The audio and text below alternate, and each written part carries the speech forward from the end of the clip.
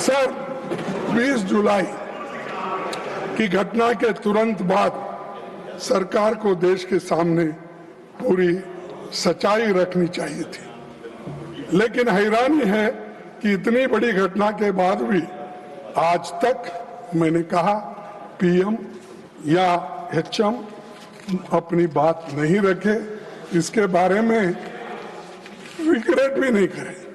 रात के 12 बजे, रात के 10 बजे इंस्टाग्राम उसमें ऐसा लेके बात कर रहे हैं, और क्योंकि उनको नींद नहीं आ रही थी, बहुत परेशान थे। अरे आपको तो मन की बात बोलने की आदत है, आपको तो हर बात में इंटरफियर करने की आदत है, आपको तो पिछले सरकार को 100 बार गालियां देने की आदत है। कम से कम बच्चों को एड्रेस करने के लिए आपको समय नहीं मिला, रात के 12 बजे मिला। और दूसरे बात, धन्यवाद, वो भी रात के 12 बजे। Thank you friends. ये नए शब्द उन्होंने प्रयोग किए, नहीं तो हमेशा हिंदी में बोलते थे।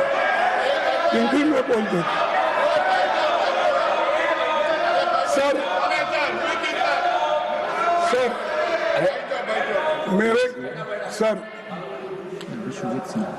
अरे कोई पार्लियामेंट्री नहीं है मेरा, क्यों दिखा रहे तुम? कुछ नहीं उसमें।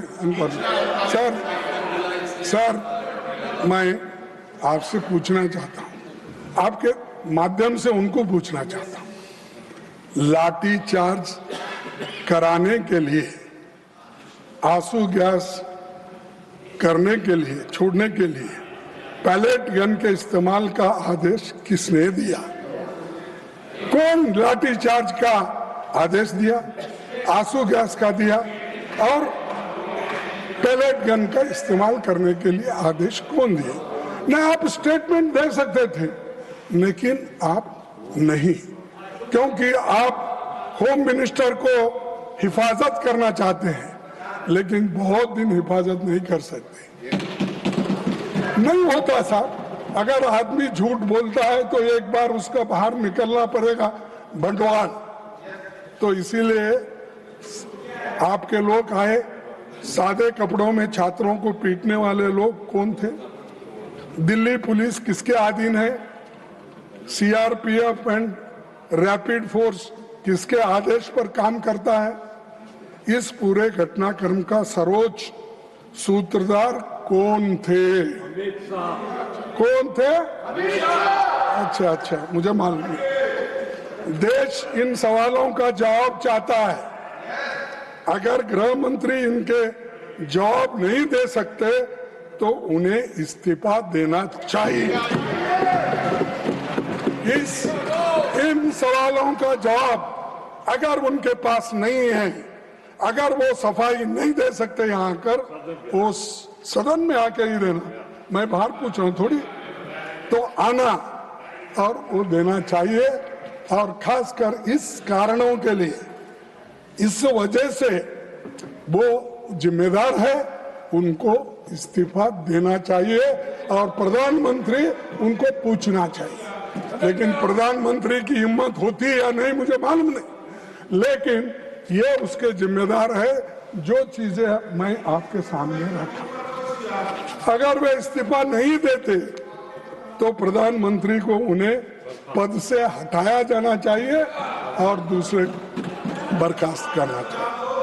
यह सिर्फ दिल्ली का मामला नहीं है, बिहार, उत्तर प्रदेश, आसाम में छात्रों पर हुई बर्बरता पर भी केंद्र सरकार चुप क्यों है? बिहार में, बंगाल में, बिहार में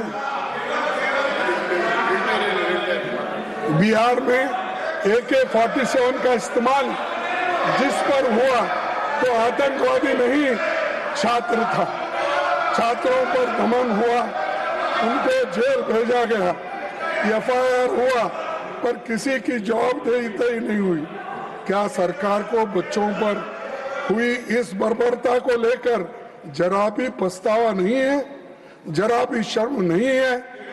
और मैं ये पूछना चाहता हूं कि ये जो काम हुआ, जिस तरह शिक्षा मंत्री जी इस्तीफे के बाद संसद के परिसर में बहुत पहुंचे, तो सत्ता पक्ष ने उनका जैसा स्वागत किया कि कारगिल युद्ध में जीत के आए जैसा उनकी स्वागत हाँ? और उससे ये संशय संदेश क्या है कि आप नाकामियों का भी उत्सव मनाते हो। आप नहीं मानते, नड्डा साहब दिल से आप नहीं मानते, क्या मानते हैं?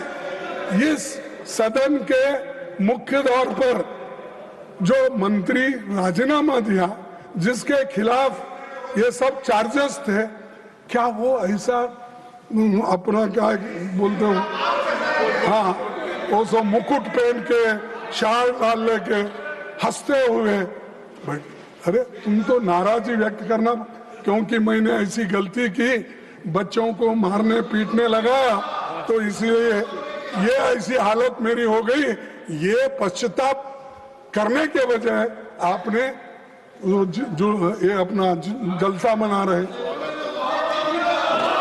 और दूसरी बात, सबसे बड़ा सवाल आज भी वही है। जब जंतर मंतर पर 1 महीने से ज्यादा समय तक शांतिपूर्ण आंदोलन चल रहा था, तब सरकार ने संवाद का रास्ता क्यों नहीं चुना? एक मंत्री के इस्तीफे के शिक्षा व्यवस्था नहीं बदल दी, यानी एक मंत्री को इस्तीफा देता है, उससे पूरे व्यवस्था, शिक्षा की व्यवस्था बदलती, ऐसा मैं तो नहीं मानता।